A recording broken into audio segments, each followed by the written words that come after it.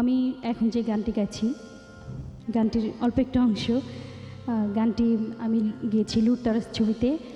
আমার সাথে আইব বাচ্চু গানটি গেয়েছিলেন। গানটির গীতিকার ও সুরকার আহমেদ ইমতিয়াজ বুলবুল।